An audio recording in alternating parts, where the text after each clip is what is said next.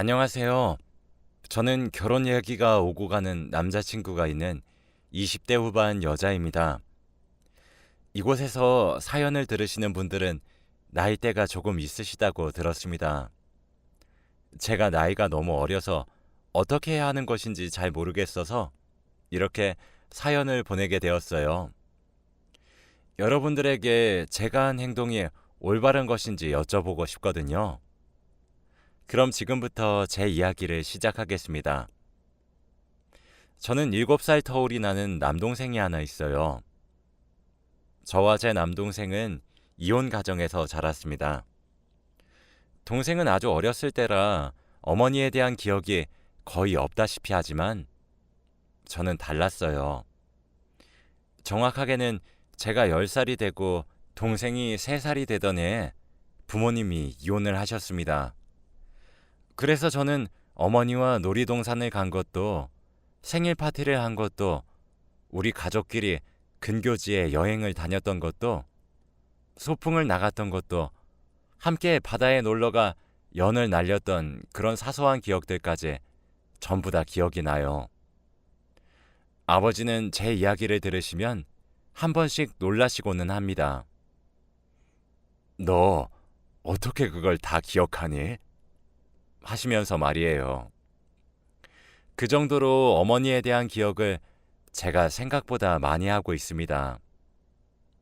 아마 무의식 중에 저는 어머니의 빈자리가 많이 그리웠는지도 몰라요.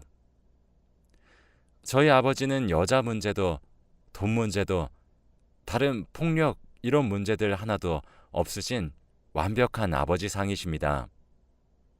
그런 아버지가 어머니와 이혼을 하게 된 이유는 어머니의 종교 문제 때문이었다고 합니다. 사실 순식간에 어머니란 존재를 잃어버린 저로서는 아버지가 너무 많이 미웠어요. 그리고 남자 혼자서 어린 여자아이와 갓난아이의 육아와 직장 생활을 병행하기엔 다소 무리가 있으셨죠. 저희 세 가족은 그렇게 친할머니와 친할아버지와 함께 살기 시작했습니다. 그로부터 지금까지 쭉 5식구로 함께 살고 있어요. 처음엔 제게 엄마를 뺏어간 아버지를 정말 많이 원망했습니다. 그러던 10살의 어느 날 밤 잠을 자다가 화장실에 가고 싶어 눈을 뜨게 된 날이 있었어요. 식탁에 홀로 앉아 물 한 병과 소주 한 병을 연거푸 마시며 눈물을 뚝뚝 흘리는 아버지의 모습과 그런 아버지의 곁에 함께 앉아 아버지의 등을 어루만져주며 껴안아주는 할머니의 모습. 마지막으로 한숨을 내쉬며 차마 아버지의 축 처진 모습을 똑바로 바라보지 못하는 할아버지의 모습까지 보게 되었습니다. 그때 본능적으로 알게 된 것 같아요. 아버지께 어머니를 뺏어갔다고 원망하면 안 된다는 사실을 말이에요. 그날 세 사람의 모습이 제게 충격으로 다가온 것인지 아직까지도 생생하게 그날 밤 부엌에서 흐느끼는 소리와 함께 장면이 기억나거든요. 아버지는 직장 생활도 하셨지만 그 와중에도 저와 남동생에게도 최선을 다해 시간을 보내려고 노력하셨어요. 지금 생각해보면 아빠도 겨우 30대였는데 대단하신 분이시죠. 아버지의 사랑과 할머니와 할아버지의 사랑으로 저와 제 남동생은 잘 컸습니다. 그리고 저는 제가 성인이 되던 해에 아버지의 이혼에 대해 진실을 듣게 되었어요. 그 이전까지는 제가 제대로 이야기를 받아들이지 못할까 염려가 되셔서 얘기해주지 못했다고 하시더라고요. 아버지는 어머니의 종교적인 문제로 이혼을 했다고 합니다. 흔히 사이비라고도 말을 하곤 하죠. 어머니는 가정적이셨고 자상한 분이셨다고 해요. 하지만 어느 순간부터 돌변하셨다고 합니다. 매일 늘어가는 거짓말들도 힘들었지만 무엇보다 가정을 등한시하셨다고 하더라고요. 그러던 도중에 어머니는 아버지께 이사를 제안하셨다고 해요. 아버지의 직장 문제도 아니었고 당시 살고 있었던 집에 문제가 있었던 것도 아니지만 이사를 하자고 했죠. 심지어 어머니가 이사를 주장하셨던 아파트는 3km 정도 떨어진 곳에 위치해 있었다고 하더라고요. 투자의 가치와 터가 좋다며 주장하는 어머니의 말에 아버지는 전적으로 따랐다고 했죠. 하지만 이사 후에 어머니는 좀 더 노골적으로 가정을 뒷전으로 생각하셨다고 했습니다. 그러던 어느 날 아버지가 외근을 했던 날이었는데 모처럼 일이 빨리 끝나서 집으로 이른 귀가를 하셨대요. 낮에 말이에요. 그런데 집에 돌아와 보니 저희 집이 복음을 하는 방으로 변해 있었다고 하더군요. 그리고 그 곁에 저와 제 남동생까지 붙잡아 앉혀 성경을 읽게 하는 모습에 아버지는 크게 놀라셨고 바로 그 모임을 해산시켰다고 합니다. 그때부터 어머니와 아버지는 눈만 떴다 하면 싸우기 시작하셨어요. 아버지는 어머니께 제정신을 차려달라고 수차례 요구하셨지만 어머니는 받아들이지 않으셨죠. 아버지는 그 이후 어머니가 사용하시는 돈들을 추적했고 증거를 찾았어요. 어머니가 하셨던 모든 거짓말들은 다른 사람들을 사이비 종교에 끌어들이기 위해 포교 활동을 하기 위한 말들이었고 그 종교단체에 아버지가 피땀 흘려 벌어오는 돈들을 쏟아붓고 있었고 그걸로도 모자라 대출까지 받은 돈도 갖다 바쳤다고 하더군요. 아버지는 그래도 어머니를 포기하려고 하지 않으려고 했다고 합니다. 저희 남매가 많이 어렸고 특히 제 남동생에게 엄마의 손길은 너무 필요해 보였으니 이혼을 할 수는 없었다고 해요. 그런데 그런 아버지의 간섭이 어머니를 귀찮게 했나 보더라고요. 어머니는 아버지를 유책 배우자로 만들기 위해 아버지를 가정을 파괴한 사람으로 만들기 위해 노력했다고 합니다. 어머니의 신고를 받고 달려온 경찰에게 꼼짝없이 아버지는 가정폭력범이 될 뻔했죠. 그때 제가 아니에요. 아빠는 가만히 있었어요. 엄마가 아빠를 때렸단 말이에요. 라고 진술을 해서 아버지는 누명을 벗으셨죠. 그 일을 계기로 아버지는 어머니와 이혼을 감행하셨고 저희의 양육권도 가져왔어요. 아버지의 말을 듣고 있으니 수면 아래에 가라앉아 있었던 옛날 기억들이 스물스물 나더라고요.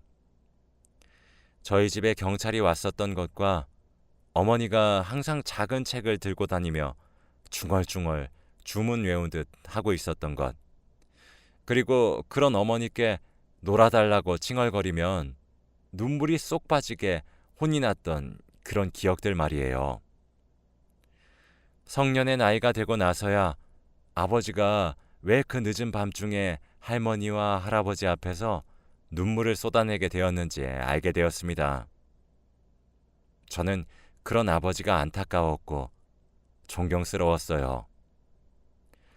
아버지는 그날 바르게 자라주어 제게 고맙다고 하며 저를 꼭 안아주셨습니다.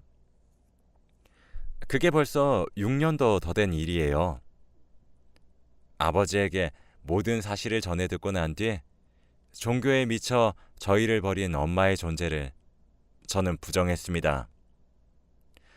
아버지와 어머니는 협의 이혼을 하셨는데 양육권도 아버지에게 떠맡기시다시피 하셨고 양육비도 지급하지 않겠다고 하셨대요.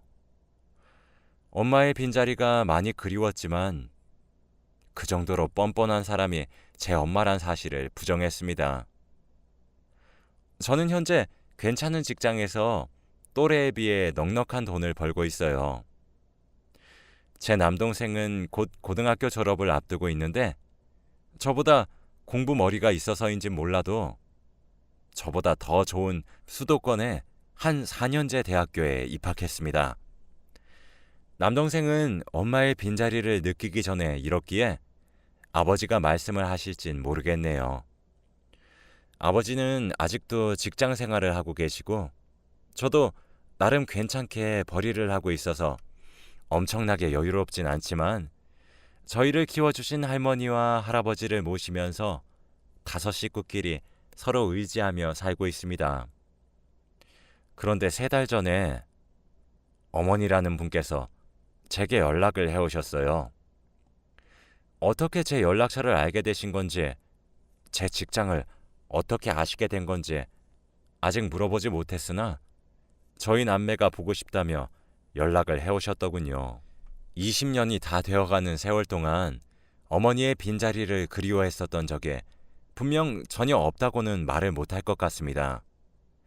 사실 학교에서 소풍을 갈 때 다른 친구들이 엄마가 사준 유부초밥 같은 것들을 보면 전 많이 부러워했고 운동회 때도 부모님 달리기 코너를 전 싫어했으니까요.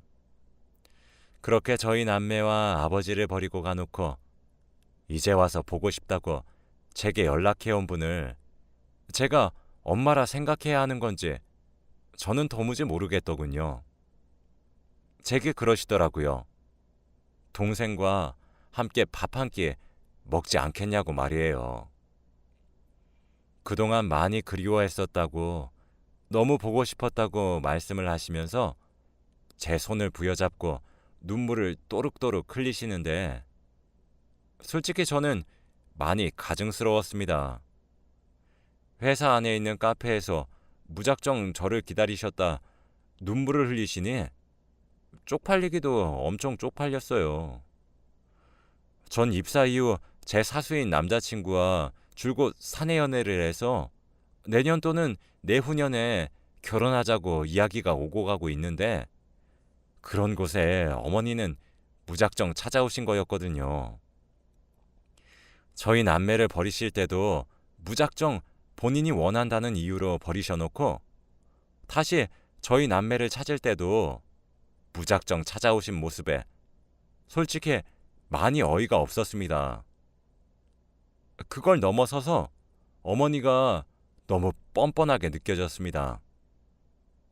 그 이후 회사 로비에서 어머니가 절 붙잡고 우시는 모습을 목격한 많은 사람들로 인해 저는 변명 아닌 변명을 해야 했고 구설수에 올라야만 했어요. 어머니는 제가 곤란한 상황에 처하든 처하지 않든 신경조차 쓰시지 않는 것 같았습니다. 남자친구는 제가 이혼 가정인 것은 알고는 있는 상태지만 제가 정확한 이야기는 하지 않아서 자세한 사항은 몰라요. 남자친구는 제게 어머니께 너무 매몰찬 것 아니냐고 하더라고요. 그 질문을 들으니까 과연 누가 매몰찬가 생각을 아무리 해봐도 전 저라고 생각이 도무지 들지 않습니다. 고슴도치도 자기 새끼는 귀여워한다는데 어머니는 본인 배 아파서 낳은 자식 둘을 버리고 갈 정도였습니다. 그렇다고 그동안 저희를 보러 오기를 하셨나요? 양육비 한번 붙여주시기를 하셨나요? 세상에 태어나게 해주신 부분에 대해선 감사하지만 제가 자라면서 겪어야 했던 숱한 상황들과 상처들은요. 저는 지금 어머니의 모습도 가증스럽습니다. 본인의 연민에 빠지다 못해 취하셔서 세상에서 본인이 제일 불쌍한 사람이에요. 그런 사람이 정말 저와 제 동생을 낳았다는 이유 하나만으로 어머니 취급을 해야 할까요? 저는 어머니가 절 찾아왔다는 이야기도 그리고 동생의 존재도 찾는다는 이야기도 동생과 아버지께 해드렸습니다. 남동생은 어머니란 사람이 궁금하긴 한 정도였어요. 살짝 생긴 호기심인 것처럼 보였죠. 반면 아버지는 한동안 아무런 말씀도 없으시더군요. 한참 뒤에 그래도 나는 너희들의 아버지니까 애 엄마의 마음을 이해 못하는 것은 아니야. 부모 자식 간의 인연은 하늘이 정해준다고 해서 천륜이라고 하는데 내가 천륜을 어떻게 끊어놓을 수 있겠니? 그러니 아빠 생각은 하지도 말고 너희 남매 마음 가는 대로 행동하렴. 그리고 너도 지금 남자친구랑 결혼까지 할 생각이 있다고 했잖아. 혼주석 자리에 아빠 옆에 너네 엄마를 불러 앉혀도 나는 괜찮다. 라고 하시더군요. 저는 어머니를 그 이후 몇 번 정도 더 봤습니다. 저도 제 마음을 모르겠더라고요. 전 어머니를 증오하는 것에 가깝지만 그만큼 그리워했던 것도 같아요. 애증의 마음처럼요. 그래도 전 추억이 많았으니까요. 어머니는 다시 만나기 시작한 제게 미친 듯이 잘해주시기 시작했습니다. 마치 그간의 세월 동안 해주지 못한 것들은 전부 한꺼번에 해주시려고 애를 쓰시는 것만 같았죠. 그래서 저도 원망했었던 마음이 사르르 녹는 것만 같더라고요. 어머니의 휴대폰을 보기 전까지 말이죠. 어머니는 제게 저희 남매를 그리워했던 증거로 들이밀었던 것은 저희를 잊지 못했고 그렇기에 새로운 가정을 꾸릴 자신이 없었기에 다른 남자를 만나서 다시 가정을 꾸리지 않았다는 사실이었습니다. 본인도 그 세월 동안 많이 후회했고 그 종교에서 빠져나왔으며 더 이상 종교를 믿지 않는다고 하셨죠. 하지만 본인이 그렇게까지 깨닫는데 오랜 시간이 걸렸고 한 번도 찾지 못했던 자식들에게 다시 다가가려고 하다 보니 많이 망설이게 되었고 그러다 보니 지금까지 시간이 흐르게 된 거였다고 하셨거든요. 그날도 퇴근길에 어머니 집에 휴지가 다 떨어졌다는 사실이 기억이 나서 휴지를 사서 가져다만 주고 저는 집으로 가려고 했었어요. 전 항상 어머니 집에 가야 할 때면 어머니께 오늘 들리겠다고 미리 연락을 드리고 찾아뵈었어요. 하지만 그날은 제가 일하는 것이 너무 바쁘기도 해서 깜빡 잊고 연락을 드리지 못했습니다. 그래도 뭐 별일 있겠나 싶어서 가볍게 넘긴 것도 같아요. 그런데 저는 어머니의 집에 다다랐을 때 정말 기가 막혔습니다. 어머니는 아버지와 이혼을 하신 후 10평 정도 되는 소형 아파트에서 홀로 생활을 하신다고 하셨어요.